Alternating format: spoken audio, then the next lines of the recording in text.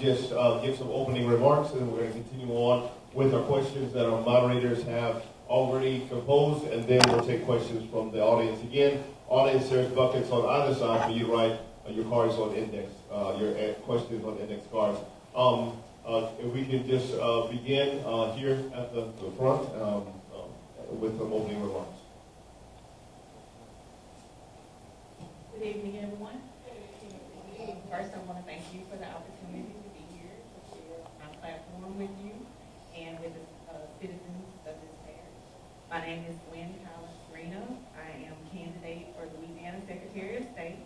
I'm coming from Clinton, Louisiana. That's in East Louisiana Parish. I'm a lifelong resident of Louisiana. I'm a wife, a mother, a public servant. I'm an entrepreneur and a minister. So I wear many hats. I have over 20 years of experience, a 20-year career, which includes small business ownership, as well as court administration at Baton Rouge City Court, and also working elections at East Louisiana Parish Clerk's Office. I also have a bachelor's and master's degrees in accounting, as well from Liberty University, as well as a Master of Divinity from Liberty University Baptist Theological Seminary. And when I was at Baton Rouge City Court, I felt like I could do more. So I decided to go back to school, and I went to Southern University Law Center, where I graduated with a Juris Doctorate, cum laude, in law. After that, I felt like I could still do more, so I'm currently a candidate for a Master of Laws in Taxation, which is a law specialization in tax. And when I decided to run for Secretary of State, I was actually studying for the bar exam. And I felt that now is the time to bring new leadership to our Secretary of State's office. And after 3 years of being told that you shouldn't be thinking about anything else, I was thinking about Louisiana. And I have a strategy to put Louisiana first because I want to see Louisiana win. And that's how I ended up where I am today. So I ask that you would consider it. Thank you.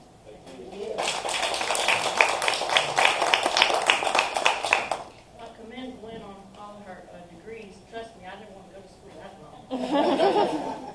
But I'm Renee Font-Humphrey, originally from Lake Charles, Louisiana. I'm a graduate of McNeese State University, and then also a graduate of Southern University Law School in Baton Rouge.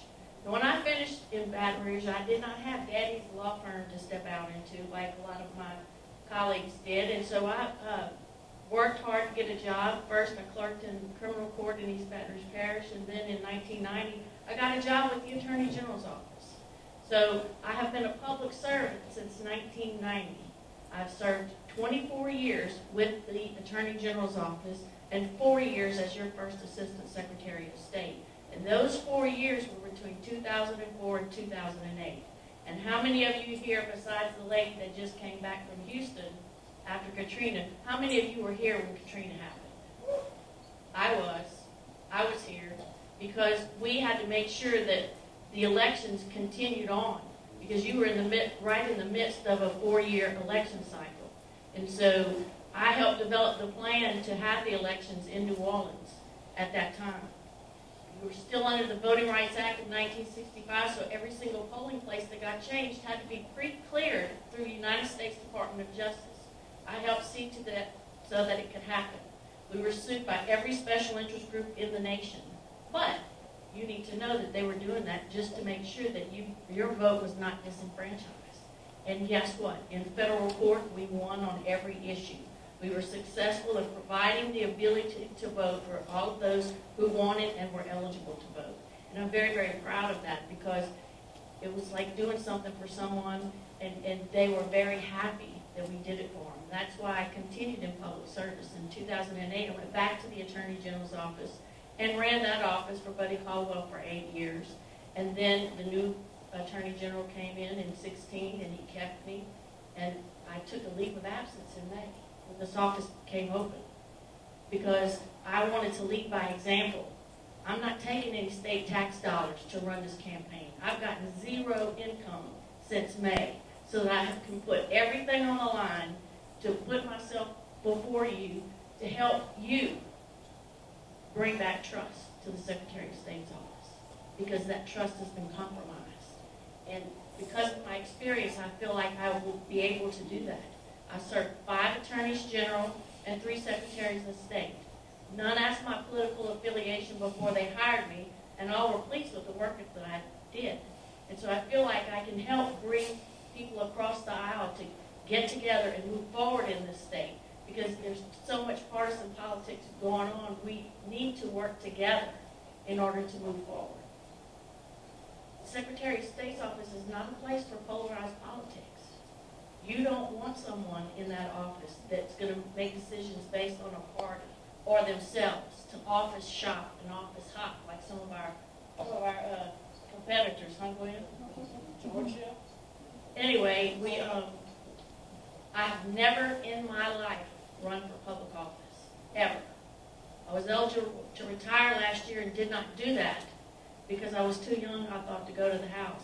And as things would happen, this office became open, and people that I've worked with over the last 28 years started calling me, asking me to run, and I promptly told them, y'all have lost your mind, because I'm not a politician. I'm just a public servant wanting to do the right thing for the people. But as fate would have it, I'm here before you today asking for your vote on November 6th. I am number 6 on the 6th, and the vote will not cost you a dime. It's free.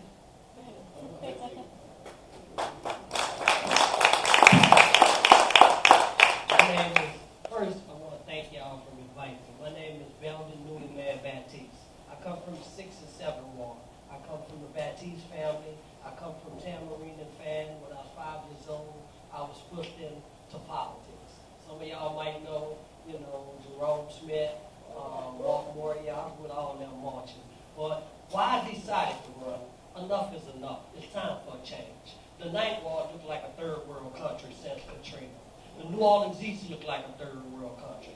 Energy is robbing the people, sewage and water board. Now I think, this is what I think. I think Energy and Sewage and Water Board should pay the people a check. And I can promise you, as a congressman, I'm going to be the most radical congressman they ever saw. And I can tell Trump sit down.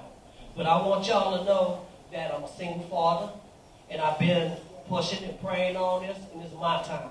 I'm going to upset him. I'm going to upset Cedric Richmond. But I am pushing the poor people's platform, because the poor people have been left out. We got to make the rich pay. We got to make the corporations pay. See, what they're doing, they're taking this corporation money and they're donating to their campaign. That is bribe money. I don't want none of that. I'm doing a grassroots campaign. Now, the worst thing is, in the Ninth Ward, if y'all look at Garden Plaza is a disgrace what they have done to the people.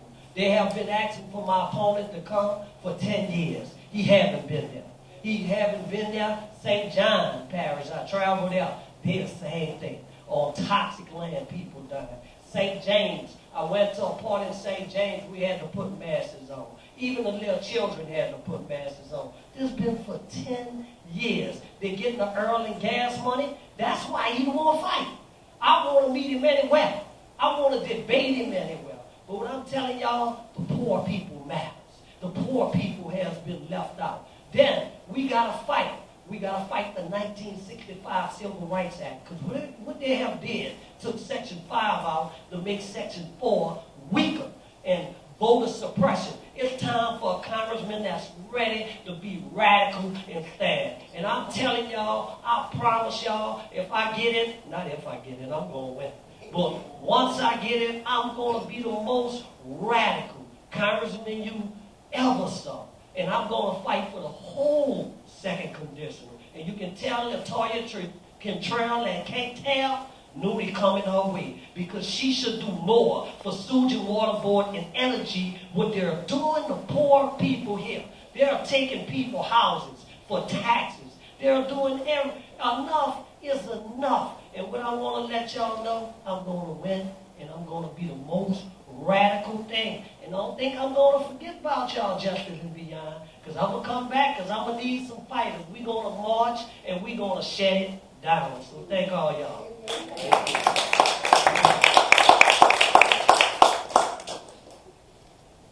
would like to again thank all of our guests for coming, and we're ready with the questions. Are you ready? All right. And the first set of questions are for everybody, so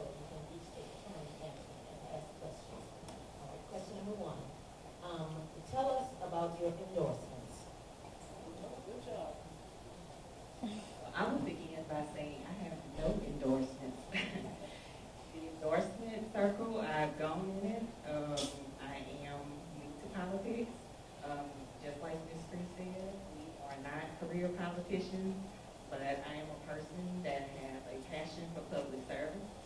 So when the opportunity came, I just jumped out there and ran.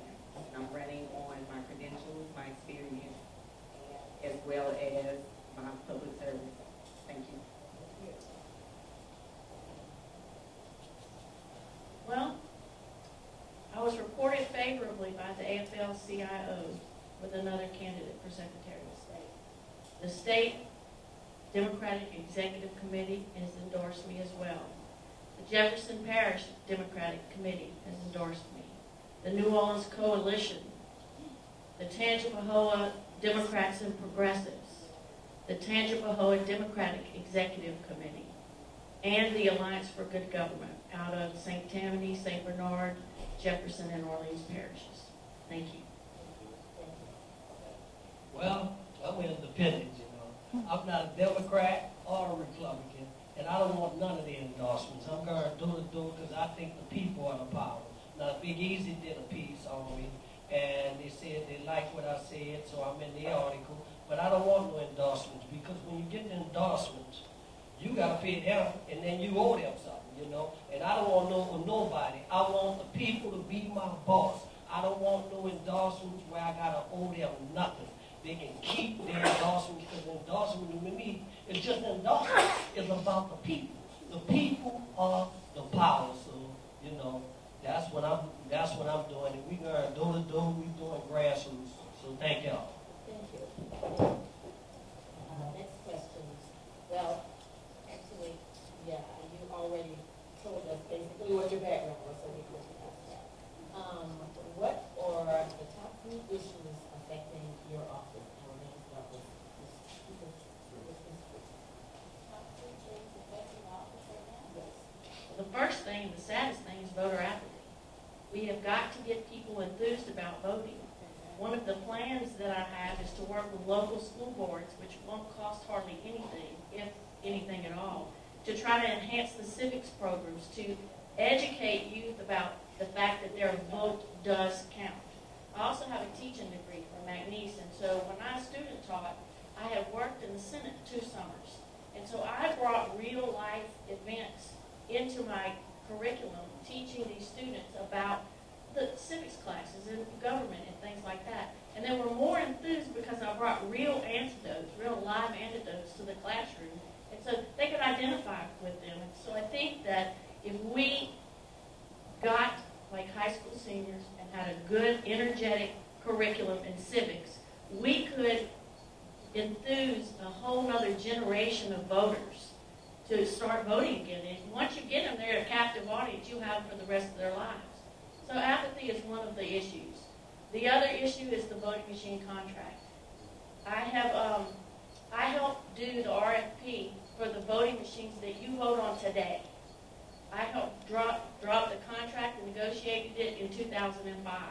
And so with the current contract being, or the bid being rescinded, we'll have to start all over. Now, the machines that you vote on today are still good machines, but like anything else, they get old. They are secure, but some of them need to be replaced because they're just aged. Now, I have looked at all 3 of the vendors who have put in bids and looked at their machines, and they have an extra component that it would be really good for voters because it will give you the sense of that your vote is really being cast accurately. Because all 3 of them have a way to, you put in your vote, and then you have a paper printout that verifies what you voted for. And if it's not right, you call the commissioner and they will come and redo it. But it gives you the sense of security that what you pushed in the machine is actually what's being recorded by way of the paper part. So that's the second thing that's really important. Of course, the morale with the sexual harassment and the partisan politics, that will have to be addressed. And one other issue that's very important is law change so that people who have been convicted felons and have finished their probationary period, they need to be engaged to start voting. So they'll be eligible in March. So the person that's going in needs to figure out a process to handle that new law. So those are the first 3 things that I need to address. Thank you. Ms. Ortiz? I have a lot of them, but I'm going to try to give you 3. Well, first one is education. We need to get our schools back and bring back community schools. I mean, we didn't let the charter system took our schools, and I see kids can't even read now. We need to bring back the old teachers that was there. The school board need to pay them, bring them back. That's so education will be one. Crime will be one. And when I talk about crime, I'm talking about two types of crime. I'm talking about the crimes that the citizens doing, and I'm talking about the crime that the police are doing when they killing innocent black young men all across the world. That'll be one. And the other one is health care, because our seniors are very important, and I think everyone should have Medicaid. But when the governor talk about throwing 37,000 seniors out a medical facility, so I want to protect our seniors where they never, ever have to worry about nothing in the second district, because seniors should be important. They shouldn't have to worry about taxes. They shouldn't have to worry about their bills. Like Energy and Sewage and Water Board is taking all their money and they only get $737. So they don't even have to worry about medicine. So when I'm elected, I'm coming in smoking. And I'm going to bring the seniors like they should be treated, because when you look at the seniors and the elders, they have fought for us. They have sat there. So they should be treated with royalty. And that's the way I'm coming. Thank y'all. My top three priorities, the issues that I see in the Secretary of State's office as well as some of the other citizens is, first of all, our participation rates. We have 3 million registered voters yearly in the state of Louisiana, but we only have 15% voting, which is embarrassing for our state, which is a highly political state. We love protecting all of our rights, and I want to see the other 2.5 million people participating, and that includes our young people. One of the items that's on my agenda, which I currently do because I have worked with an association that works with youth in both Louisiana and Mississippi. Several organizations are under that umbrella. I work with the youth to bring them into the civic role, to know what their civic duties are, as well as go into the schools and the classrooms to teach youth about their civic duties. And that's something I currently do that can be easily brought into the Secretary of State's office, as well as integrating that into civics. I also have another area, which is the business services. A lot of our business services are good. I've used them for the past 20 years with many of my small businesses, as well as helping others organize their small businesses, as well as with nonprofits. Those services need to be expanded, they need to be enhanced, and there needs to be streamlining. Because currently, people don't remain in compliance. Even attorneys don't maintain compliance with the system because they don't get the notifications. Everything now goes through GoBiz, which sends you an email notification, and if it goes to your junk box, you're in trouble because your corporation might be closed, your LLC might be dissolved, and you don't want that. We need to have something for people in rural areas as well as city areas. Some businesses don't have the capacity or the amount of capital to pay an attorney or someone to file their paperwork. So we need to make sure that we're servicing all the businesses in the state of Louisiana. Third priority would definitely be expanding our voter outreach. That includes voter education. That would go back to starting with our youth. I believe that when Louisiana wins, we all win. I believe that one of the things we can implement is implementing the voter education at a younger age. I want them thinking about voting at 5, registering to vote at 16, 17 when they go get their driver's license, or even in classrooms. In our parish, the clerk of court takes the machines to the high school and shows them how to use them. The Secretary of State's office has that capacity too, because they do it with voter registration drives that I've attended throughout my years. So if we can implement that, we'll see them voting at 18, but they'll understand what they're voting for and make an informed vote. Thank you. Thank you.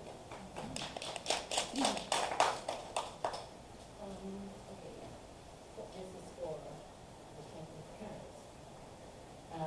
Do you plan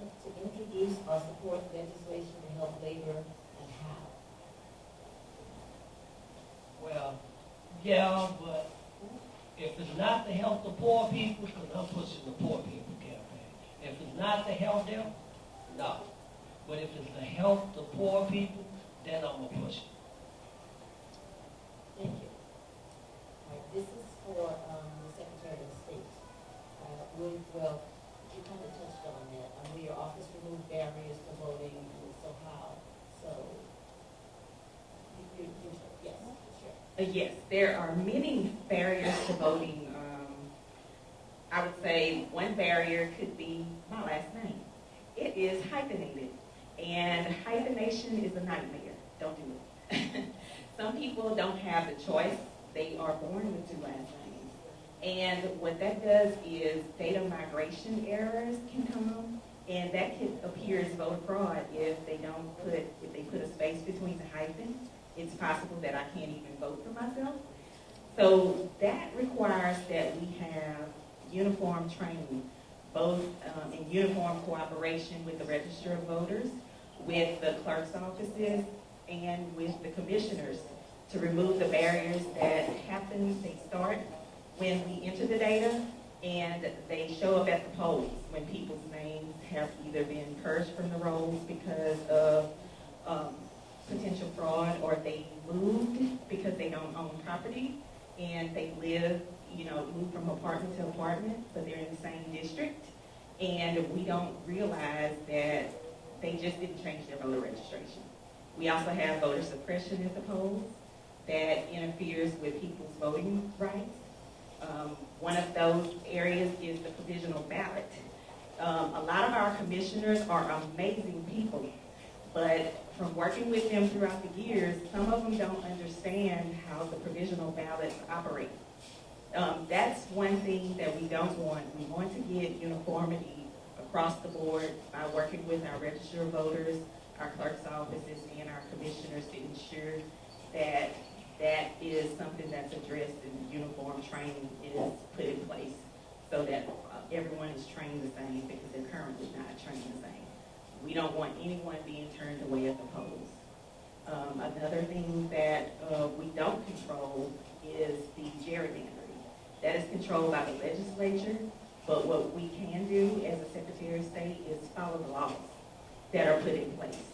And if there's anything that we can do to expand participation, ensure that people can exercise their right to vote, then that's something that I want to do. Look into other ways of making it ease of access, as well as not interfering or hindering a person's vote. Thank you. Thank you. Ms. Reed? Well, in my travels around the state, I've asked people about their experience with the Secretary of State's office. And one of the things that I've heard, for example, is in Bossier Parish, in early voting, they indicated to me there's only one place that they can early vote. Well, that's a very large parish and a long way to drive. You're supposed to be making voting more accessible. So that's one of the things that I think is a barrier that I would definitely look at right away. And like Wynn said, we do not make the laws as the Secretary of State. The legislature makes the laws. So we would only be able to follow the laws that the legislature enacts. However, I am all for enabling people to vote as easily as possible. Some people have said to me in my travels, oh, we need better technology. We need to vote on our phone. Well, I'm here to tell you that that's not a safe way to do things yet. Security, you have to balance security and technology. So some people feel like that's a barrier to voting.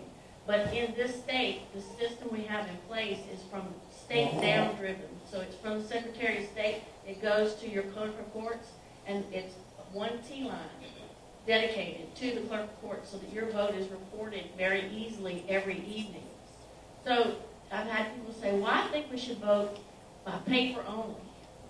Well, that's a thought. However, it is kind of going a little bit backwards. But if people want to vote by paper, they have to go to the registrar's office. There are some criteria, like you have to be a certain age, but you make a personal appearance at the registrar's office and you request a ballot by mail. And from then on, you will get a ballot by mail to make it easier for you. So I guess what I'm saying is education is the key. We need to educate our people, our voters, on how they vote, the things that are available to them to cast their ballot. And an outreach would be that type of education. We need to enhance the outreach arm of the Secretary of State's office. Thank you. Okay, the next question says, how does the Secretary of State protect our vote from the Russians?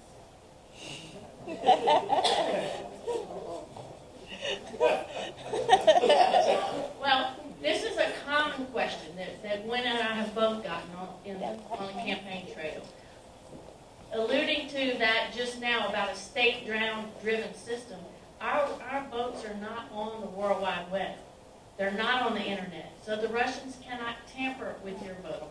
Now, other states that I'm sure that you're not aware of, for example, let me explain to you how crazy this would be. What if in Orleans Parish you chose one type of voting system and one type of process, and in Jefferson Parish they had another vendor with different machines and a different process, and then in St. John Parish they had another one. Now, how do you think we get things done on election night? It'd be pretty chaotic, right? Well, that's how a lot of other states operate.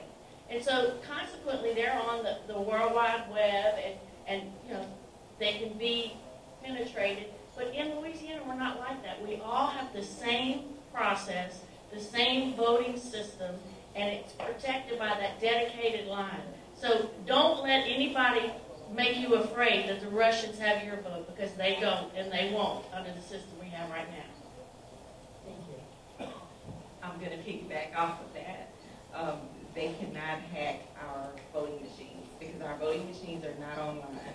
What our commissioners do is they bring back a cartridge from our voting machine, and that cartridge and the tape from that machine is placed in the clerk of court's possession. They run that through the machine, right through the computer database, and it goes straight up to the Secretary of State's office. Once it gets there, the Secretary of State's office has to have a cybersecurity division there. They currently have one cybersecurity person. It needs to be a cybersecurity division because their systems can be hacked, and their system has that vote transmitted. We do have the tape that shows that the vote has gone through.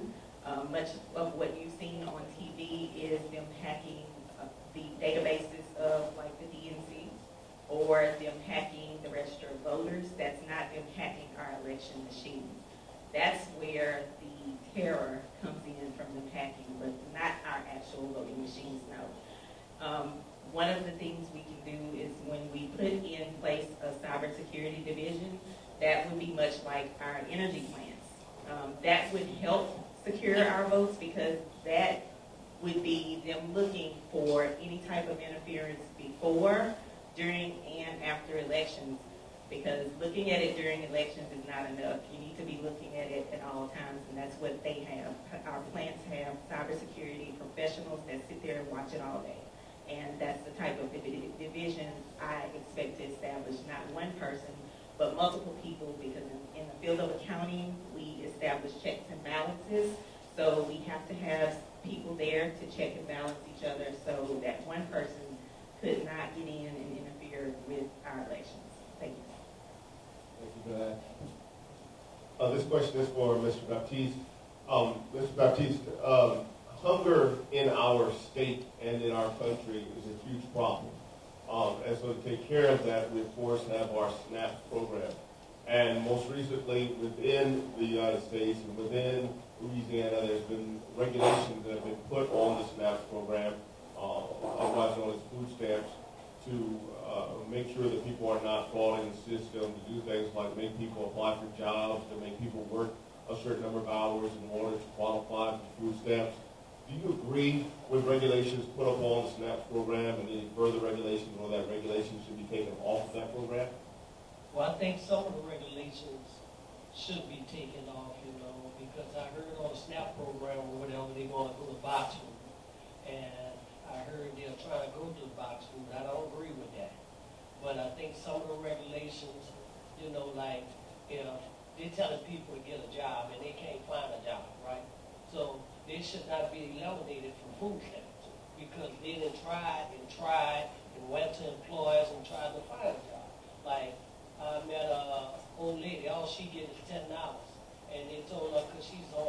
Security or whatever. I don't agree with that. I mean, because our check is only $7.37, and you getting this old lady $10. So I don't agree with that. I think if people like the seniors, they should get more SNAP and more food stamps. Because, you know, they only get $7.37, some get $800 a month. So I think that. I think they got some young people out here, because if we putting regulations on the SNAP, what about the kids that's not eating? You know what I'm saying? So we really got to look at the laws and everything. What we got to do is best for the poor people and for the children. Because they got a lot of children that's not eating because their mama got cut off SNAP. And they figure if you make $15 extra, oh, we got to terminate you. I don't agree with that. You know, I just don't. I met a lady, she went to the SNAP, I think it was the SNAP or one of the programs for child care, right? They told her because she made $3 extra that she couldn't get the child care. I don't agree with that. I'm going to be the most radical congressman you ever saw. I ain't taking none of that. Y'all might see me going to jail sometime, because I'm going to be on the news. We can't take that. We got to do better for our people. The poor people have been neglected. Like a lot of our public officials, they're sitting up there, but there should be a record for criminal neglect to the poor people, because they haven't did nothing for the poor people. So Mr. Belden Baptiste ain't taking no crap. We gonna get the SNAP for the kids, and the kids gonna eat. Thank you. Thank you. This is for Secretary of State. About 15,000 of us in New Orleans metro area will get our voting rights back on March 1st. What specific ideas do you have on using the office to encourage people to vote, register people to vote, and make sure everyone knows the law by March 16th primary? P.S. We will all be under probation or parole. Well, having served as the criminal traffic director at Baton Rouge City Court for many years, that is one thing that I am proud to see, is creating access. Like I created access along with the people in our division for offenders at City Court to have their driver's licenses reinstated after traffic violations when they were suspended. So the way I look at that is we have to have the voter education. That's going to entail us reaching out to people. I know a lot of offenders will tell you, I wish I could vote for you. I can't because I'm still on paper. And I'm like, if you are on paper, you need to look at the laws to see if you're eligible to vote, because a lot of times they don't know if they've served their time, they can go and register. And if they get the paperwork from their probation officer, the certificate, they can go to the register of voters if they have that documentation, but they don't need to register too early, because what has been happening since that's been enacted, they're getting false information from some places that are telling them that they can go register, but if they go register to vote, they will be considered as having registered, and they're not supposed to. They'll get in trouble. Okay, so voter education. You know, it's going to have to entail working with the Department of Corrections, of which I have experience, as well as working with upon their release or with their probation officers, of which I have experience, as well as working with community organizations, working with community leaders, and working with our register of voters. And it starts with the Secretary of State's office. We can put that information out there in many formats, just like school teachers have to teach according to people's learning style. We have a lot of illiterate voters in our state, and we have to reach them through various means, whether it's audio, video, in writing, posting things in the community, because we can do that. We do publications in the Secretary of State's office, as well as working, like I said, through the Department of Corrections to make sure that people are educated on what they need to do to ensure they're doing things the right way and that they have the access they need to vote. Thank you. as I previously said, that's one of the things that I plan on jumping on as soon as I take office. It's not good enough for me to wait for somebody that's on probation or parole to want to vote. It's incumbent upon me to go to DOC and say, give me your records. Tell me who is going to be eligible to vote, who's going to be off parole on March 1st. Tell me where they are. Let me reach out to them because they're not going to know that they have the ability to vote, a lot of them. So I will have to reach out first. And of course, it's going to be about education, working with nonprofits who have initiatives to help these people, engage them, to make them, help them be engaged, purposeful citizens in this state. And so, again, we will have to work together. But I can't wait for them to reach out to the Secretary of State's office or ask someone. It'll be incumbent upon me to find them and try to educate them about their rights to vote. Thank you. Mr. Baptiste? Okay. When you take office, I'm sure you've thought about this, what will be the first plan of action for your first 30 days? Well, my first plan of action is to make some trouble. Well, my first plan of action is to go right after 30 days and go and push the poor people's agenda. For us, the three things that I told y'all: education, healthcare. I'm getting right at it. Not even the first day of the day, it's the first week. We're going to do much more. We're going to try to do affordable housing, real affordable housing. Because right now what we got is, say the developer building 100 houses. Only 2 of them he can say it's affordable and he gets millions of dollars. So we're going to stop that. We got to stop that because those millions of dollars he getting for only 2 houses, they ain't affordable houses. Then there's $1,300 for a 2-room. That ain't affordable. So we got to try to find some way for rent control and all that. And I'm telling you, the first 30 days I'm going to be smoking. I'm going to be red hot, you know, and I'm going to keep it going. Also, one of the things I'm going to push in the first 30 days is to try to put the 1965 civil rights back up there and trying to get Section 5 back in and stopping voter suppression and all that. There's so many things I want to do. All I can tell you, I'm going to be smoking and red hot. Thank you, Mr. Baptiste. Secretaries. How can Secretary of State break down barriers for low-income citizens starting businesses? Well, like I said, I've heard that people around the state, I asked them, what is your interaction with the Secretary of State's office? And one of the complaints that I've gotten several times is the Go Biz Act. When people are not attorneys or already seasoned business individuals, and they go on the website and they try to do what they need to do to get their company started, they have had problems because it's not easy to use. So they've called the Secretary of State, and they are not received very well. They said that people were rude and short. They go, oh, just look at the website. Bam. Well, that's unacceptable. Totally unacceptable.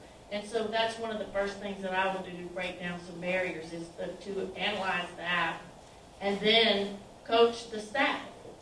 You're not going to be ugly to people on the phone. I'm sorry.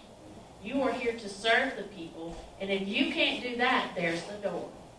That's how I've always operated. I've managed 500 people. I've managed 30 people. I've managed 800 people. And I've always been very clear. This is what we expect, and you have the right to accept it or not. And if you can't handle it, then I'm sorry, we don't need your services anymore. But we have to be kind to the people because they just need help.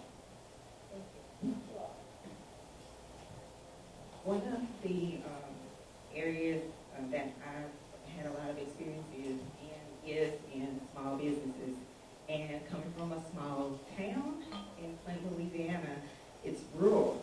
And so you don't always have good internet. I remember when I was taking online classes at school, I would have to go sit behind the library in our parish just to get good internet service because where I live, it did not work.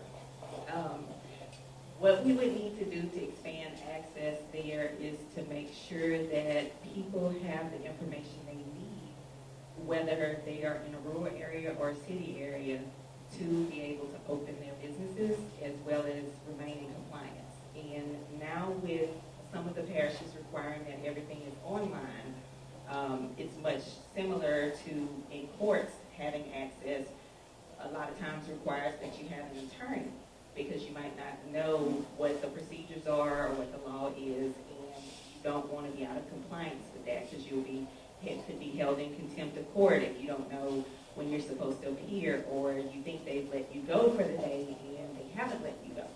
Well, there's something called self-help, and when people don't have the resources to develop businesses, it's up to us, that the people that know how to do that, to provide that access. And the Secretary of State's office is all about access, whether it's access for voting or business services.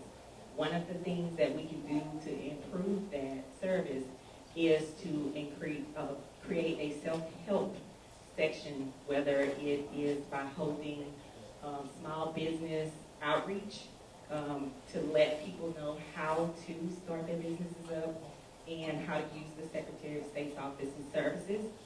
I have 2 adult young millennial sons. They love things on apps. They love things in video, but I tell you, they can't watch my 1-minute commercial on Facebook.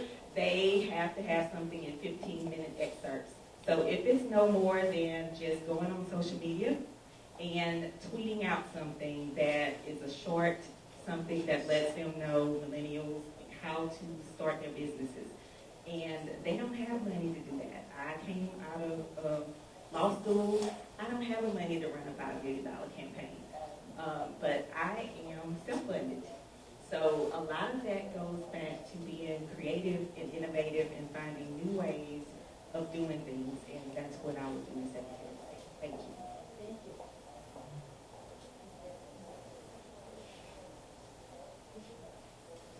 I'm sorry, Ms. Reed. I'm so sorry. Yes, I am. Ms. Baptiste. We agree it's time for change in Congress, but what makes you stand out from Cedric Richmond? Number one, I'm not pimped by Steve Scalise. Cedric Richmond does anything Steve Scalise tells him. One of the things, he came to Steve Scalise's defense and said that Steve Scalise don't have a racist bone in his body. Steve Scalise said, I'm David Duke without the bang. You know what I'm saying? But not just that, I got a heart for the people. Cedric don't have no heart for the people. He don't have no heart for the kids. He's an outdated, burnt out torch. They had some seniors from New Orleans went to see him about a row on the home. They traveled from New Orleans to Washington. Cedric was nowhere to be found. You know what I'm saying? Cedric don't come to the community. He don't stand up in the community. He don't fight hard. I'll meet him everywhere. Cedric is a burnt out, outdated torch. And we got to get rid of him. Just in New Orleans, you saw they had a disparity study. And it said 50% of the African American males don't have a job. Did y'all hear anything from Cedric? No. 50% of the children are living in poverty. Did Cedric do anything in the 10 years? No. 85% are living in single homes. Did he do anything? No. We called Cedric on the phone. I even flew to Washington with some people. I got to travel with the Ethical Church with the thing. We looked for Cedric. We couldn't find him. You're not going to find Cedric nowhere. If we get rid of Cedric, 95% of the corruption going to go in New Orleans. Look at it. Everybody Cedric endorsed, or they call him the Godfather. Let's talk about it. James Gray stole the people money. Ike Spears and his wife the judge stole the money. Blair Boutique is the biggest con, fraud, kidnapping people, but Cedric used his federal thing to get them off. What I'm telling you, why I'm going to stand out, because when I get in, I'm bringing a fast to town. We going to investigate energy, sewage and water board, all Cedric people, and you can tell them. When I win, they can get out of town, because we coming, and we going to make some indictments and some arrests. Thank you.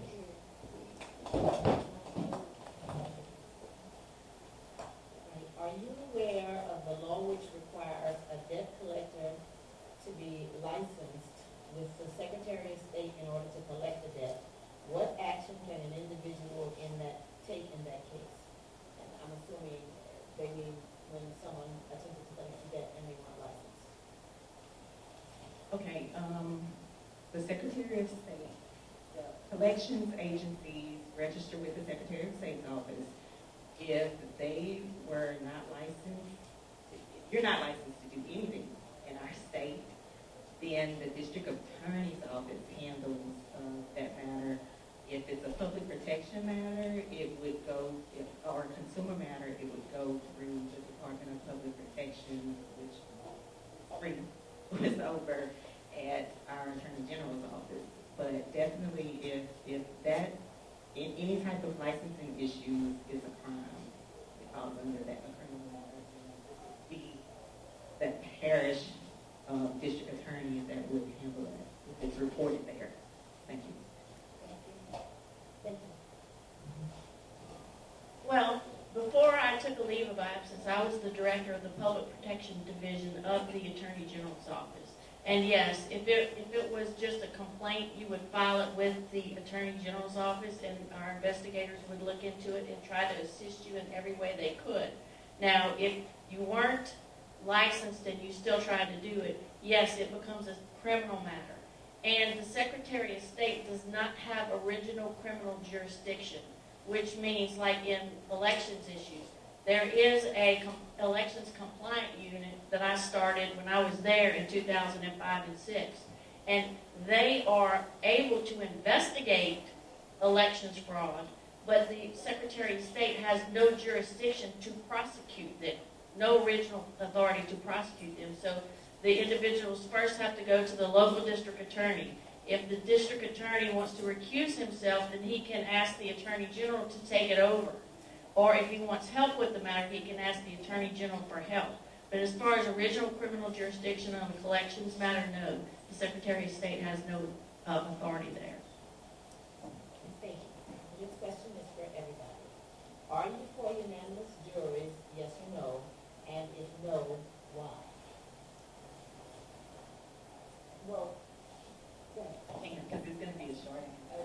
yes. Yes. Okay. Thank you. The end of that. Yes, thank you.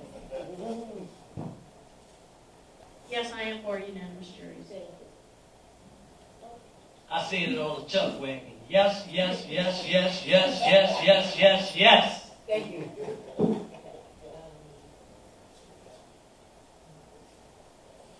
right, what are the major day-to-day responsibilities of your position?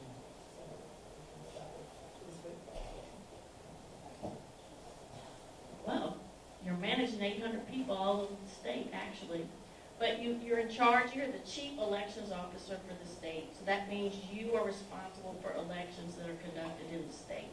And right now, a statewide election costs the taxpayers $6.2 million to conduct. And so it's probably in the best interest that we try to consolidate some elections to save some money and probably help a little bit of voter apathy. But you also are responsible for the corporation's registration. Anyone that wants to do an LLC and things of that nature, you have to do that, file with the Secretary of State's office. So you're responsible for those. Also, the business, GoBiz app, the registering of businesses. Also, something we haven't talked about is that the Secretary of State is responsible for maintaining a list of all notaries. They maintain the list. They make sure that people do their bonds and register every year so they can keep them active. Whenever I was there between 04 and 08 is when the state decided to do a statewide notary test so that you wouldn't have a different test in each parish like it had been for years and years, because the notaries of the state wanted it to be a universal test. So we helped implement that. We got the experts in the field to put up the test questions, and then the testing school at LSU to develop and administer the test. So you have that involvement. Also, you are responsible for the state archives. The state archives handles all of the archival records for the state, so you're responsible for maintaining historical records, and we also have a library where you can research your ancestry there as well. Further, you have the Old State Capitol, which is a beautiful facility that we are responsible for at the Secretary of State's office. What happened with that, Jim, is that it got to be run down and decrepit and needed a lot of rejuvenation. Well, nobody wanted it. Nobody wanted that responsibility. So Fox McKinnon stepped up at that time. He said, I'll take it. He has a history degree just like I do. And so he had it refurbished, and it's a jewel. It really is. If you ever get to go there, I recommend it. It really is a beautiful facility. And then there are a number of, I think there are 11 or 12, 13 other small museums around the state that you're responsible for. So first of all, you have to maintain all that, then decide what you're going to do during the day, huh?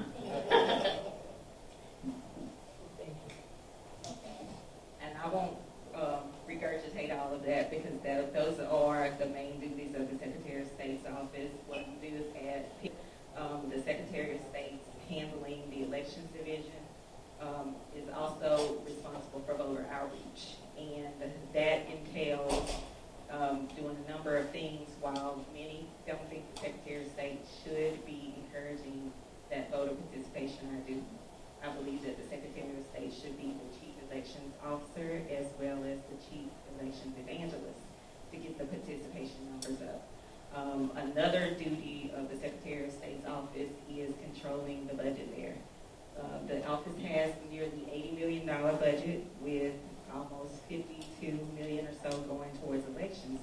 So looking into that budget and streamlining the budget so that some of those tax dollars can be transferred over to the business division to expand business services, that would be another duty that would fall under the Secretary of State's office. The Secretary of State's office is also responsible for registering having the registrations for domestic violence victims. And being a domestic violence survivor, that is a very important duty that's often overlooked because they have to vote too.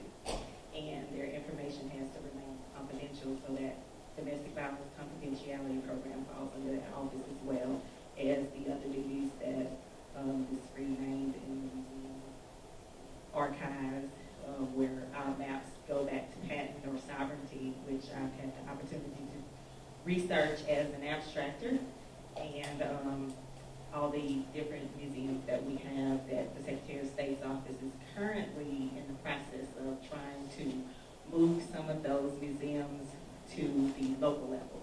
Thank you. Thank you. I think my job is going to be the justice and beyond red meat. They're the best. Nah, I'm just joking. I'm going to be responsible for the whole second district of Louisiana. I'm going to be responsible to call a wrong out, like mass incarceration, health care, anything that's going wrong in the city. I'm going to call it out. I mean in all my districts, because I'm not scared.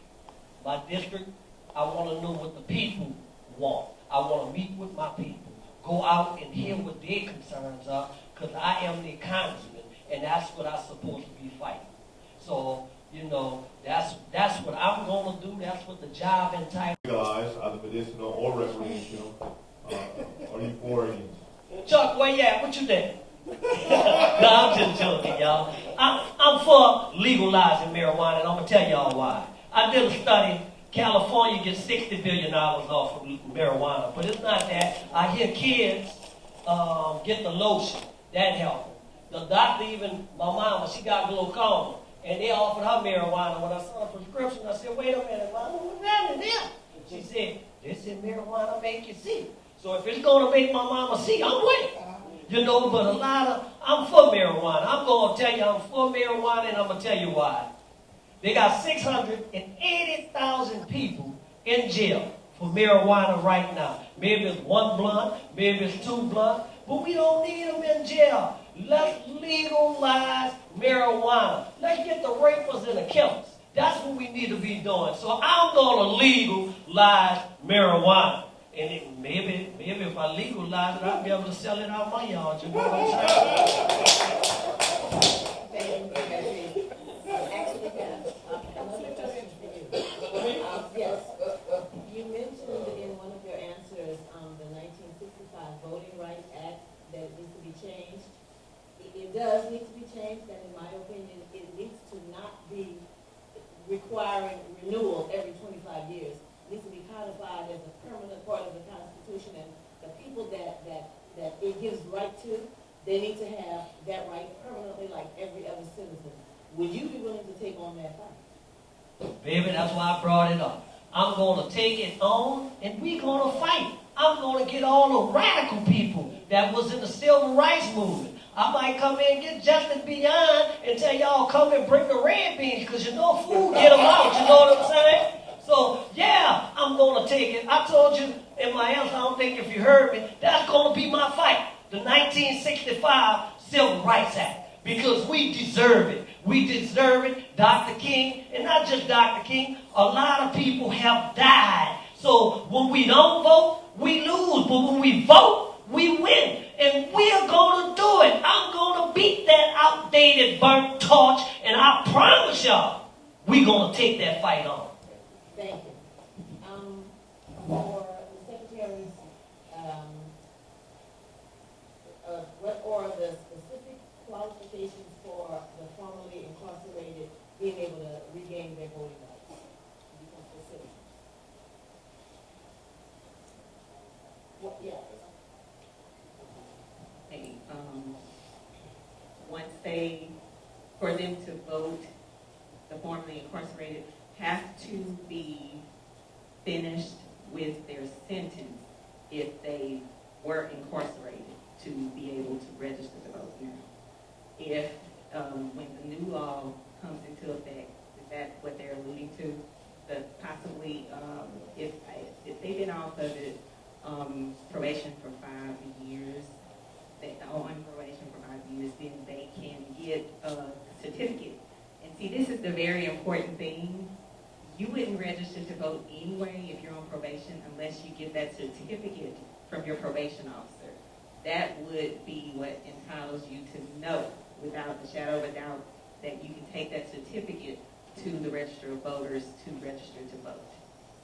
And that's what the current law now is. You have to be finished, with your thing on paper is what we call it. Yes. That's not exactly right. Well, please. I'm just saying, I don't want anyone having any We'll correct this tomorrow. mistakes. We'll correct it tomorrow. Thank you. Well, I've had some conversations with Bruce, and he is very well versed in the area. And if I understand it correctly, and I could be mistaken, you have to be off of probation and completed your probation. And you can't be, like, if you're in jail and you've been charged but not convicted, you still have a problem because you're not going to have access to the polls. So that's an issue as well. But I would really defer to someone like Bruce that has a very good working knowledge of it. I do want to add that if you do have access to the polls if you have not been convicted, if you've just been charged, because they can request a paper ballot to vote. So they can request a paper ballot from jail to be able to vote. Yes. You can do it. I've worked with the Department of Corrections at the clerk's office and with city court. So if a person is in jail, they can go to the warden. Even as a notary, I've gone to the jail to notarize things for people who are in there. So if they notify them that they want to do that, they're supposed to let them. I can't say what's going on in each prison, but they are allowed to request paper ballot. Thank you. Okay, what can and will you do in the capacity of your office to protect the environment of our state? Secretary of State's office has absolutely no authority over the environment. But I mean, within the context of your duties, whether it's choosing recyclable paper for your office. Oh, yes, we can do things like that. That's responsible, that's being fiscally responsible. And I have a record of being fiscally responsible because I've managed budgets from $2 million to $98 million for the state. And I've always been extremely frugal with the funds that have been given to me to handle, because I've worked very hard in my life to get where I am. And when I spend those dollars, those are my tax dollars just as well as they're yours. And so any action that I do as your Secretary of State will be in a fiscally responsible manner. And I would make decisions based on the best interests of the people of the state, not me as a person or any political party, but on what's in the best interest of the people. Ms. Baptiste, do you have a comment on that? I think I do. I think I'll meet with my people in the 2nd District, and not just in the 2nd District, all across America to find out what is the best way to save our environment. I met with a guy when I was in Plaquemine Parish, because I was out there for a meeting, because the environment is being lost and everything. And he was giving me some good ideas, but I'll go to my people. And, in the 2nd District, I want to talk to them, because let me tell you, they got some people that's out here that have the solutions. See, we got a lot of problems, but we don't have no solutions. But what I call the older people and the elderly, and you got some young people, they are the problem solvers. So to save our environment, that's what I do. I met a young man, he got some good ideas. I wanna hear what my people got, and that's what some candidates don't do. They don't talk to the people, because they got some people that work 30 years in the environment, and they got better ideas. You know what I'm saying? So I want to see what they're saying, and we run with the ideas. And then we can save our environment, because they got some people out here, they ain't even go to school for science, but they can solve the problem. So I get them and call them the problem solvers, and that's how I work with it. Thank you. This is the last question. If elected, would you concede the appeal in Vote versus Louisiana and explain that under order of imprisonment means to be in prison, the 70,000 people would and should have voting rights unsuspended?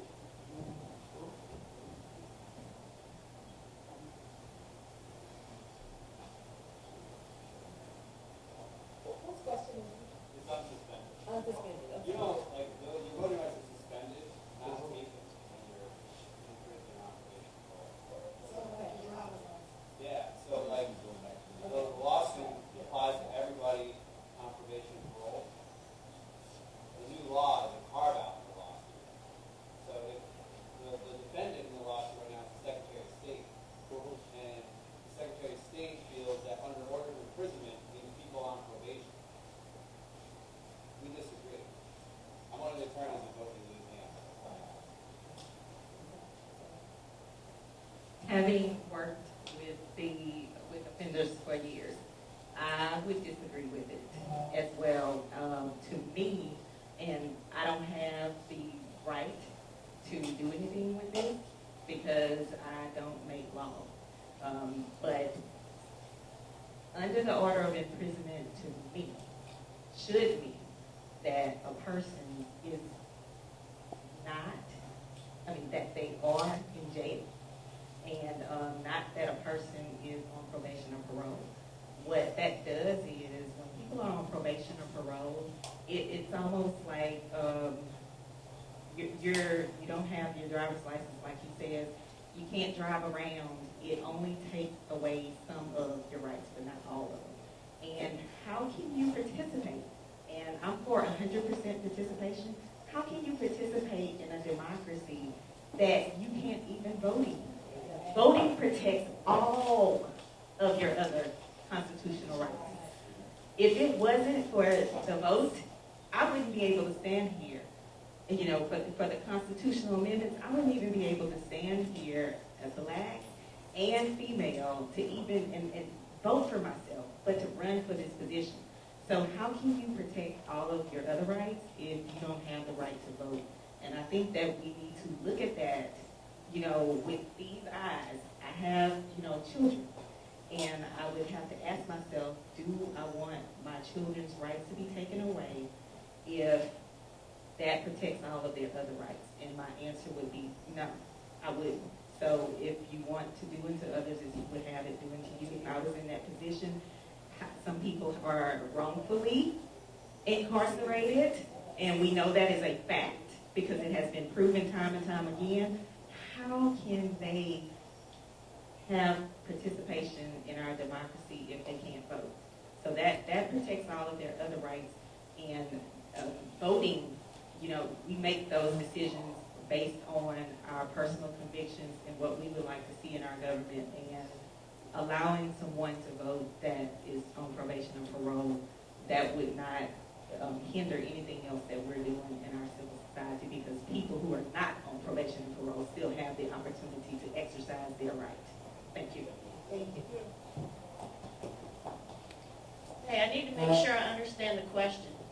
The question is, in the lawsuit filed against the Secretary of State currently, what is my personal interpretation of incarceration, or what is the term? So the law says whenever you are under an order of imprisonment, you do not have the right to vote. Is that correct?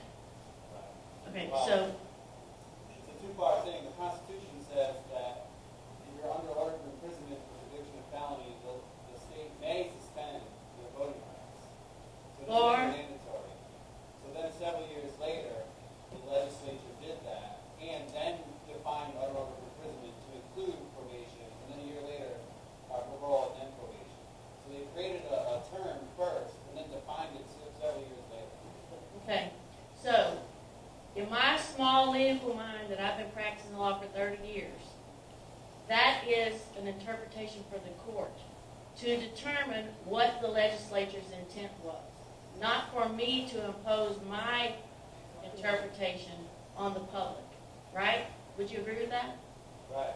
Okay. Well, I mean, the current Secretary of State has taken a position which I would argue does exactly what you just said, which is imposes their interpretation. And he's not even a lawyer, is he? Well, he's got Nope. to work for him. But he's the boss, too. Yeah. So at any rate, I would defer to let the courts interpret what the legislature intended. Thank you. We want to thank the candidates for giving us their time and taking the time to answer all of our questions. We would ask that you would take 2 minutes and make your closing remarks, each of you. Sure. Yeah. Well, I done told y'all, but these 2 minutes, I'm going to tell y'all. I'm going with this race. And everything I said, I hope y'all wrote down. Because I won't lie to you, I'll never lie on you, and I'll never lie about you. So I keep in my head what I said, so you can't catch me on the trail or catch me in the office and say, well, Looney, you said this, that, Justin. No. But back to Bruce's question, I support vote. Vote is the most realest group out there. I have traveled with vote. And whatever Bruce is fighting is my fight. Bruce can call me anytime. When I'm in the office, me and Bruce gonna do some strange things. We gonna make it happen because I was raised under Norris now from vote. But I want y'all to know I'm the most realest in the race. And Cedric, y'all can tell him, know they're looking for him. We can debate again at Justice and Beyond. We can debate anywhere he want to debate. I'll fly to Washington because he's a burnt out, outdated torch that sells us out to the Republicans. His best friend is, what is his name? Steve Scalise. You know, and so he does anything. He said that's his, I read the article, he said that's his bayou brother, right? But your bayou brother didn't hung people. I don't know no black man got a friend like that hang you and everything. So what I'm telling y'all, vote for number 16, November the 6th, and I won't let you down. And Justice and Beyond, just make sure y'all bring the red beans or send them on a plane to me if I'm in Washington, D.C. But I'll be here trying to get the beans, you know, because the beans is the bomb. Y'all got with me and without me, and that meat is good. So thank y'all. All y'all have a blessed day, and Thank you, Mr. Baptiste. thank y'all. Thank you so much. Ms. Ruth? First of all, let me say this. This has been one of the most engaging forums I've ever been to, and I want to congratulate you all for caring enough to have it. Thank you very much for the questions. And we've been all over the state, and this was extremely intense, and I appreciate it because you're helping people understand who we are and what we stand for and what we're trying to do for you. I just know that if you elect me, I will help you instill trust back into the Secretary of State's office. I will do everything in my power to make sure that you get to vote if you are eligible to vote and to protect your right to vote. I won't support anything that will infringe on that type of thing to shorten the voting day or shorten the time frame that you have to vote or put any more restrictions on that. Because I think that it's so vital, and I will do everything in my power to try to engage people to vote, because it's important. It affects everybody's life every day. And so, with that, I'll just ask you to vote for Renee Free, number 6 on the 6th. Thank you. Thank you, Ms. Free. Ms. Green. I'd also like to thank you for the opportunity to stand here today to share our platform and also share with the voters so they can have a better sense of who I am and my personal self, more so than my political self. Over 20 years ago, I never would have thought I'd be standing here as a candidate for Secretary of State. I tell you, I didn't plan this. I went in at 4:09. I left Clinton at 3 o'clock and to beat the Baton Rouge traffic to get down to the Secretary of State's office. And I had one thing in mind, and that's that I wanted to see Louisiana win. And I felt like I could bring my business, my legal, and my government experience to help take our Secretary of State's office to the next level. The next level in elections, the next level in business services, the next level in accountability, and the next level in leadership. All I want to do is see Louisiana win. And right now, we're at the bottom of most good lists. We're at the top of most bad lists. And voting is a way that people can participate to bring change, positive change in our government, to elect leaders that they can hold accountable at the ballot box, and to make our state, make it a great place to live for our children and our children's children. And as Secretary of State, I just want to contribute to that. I want to offer myself to the state of Louisiana and let the voters make the choice. And on November 6th, I ask that you would just take action if what I'm saying and what you feel I can do to bring, what I can bring to the Secretary of State's office will help the state of Louisiana win. I ask that you would vote number 3 on your ballot and put Gwen Collins Green up as Louisiana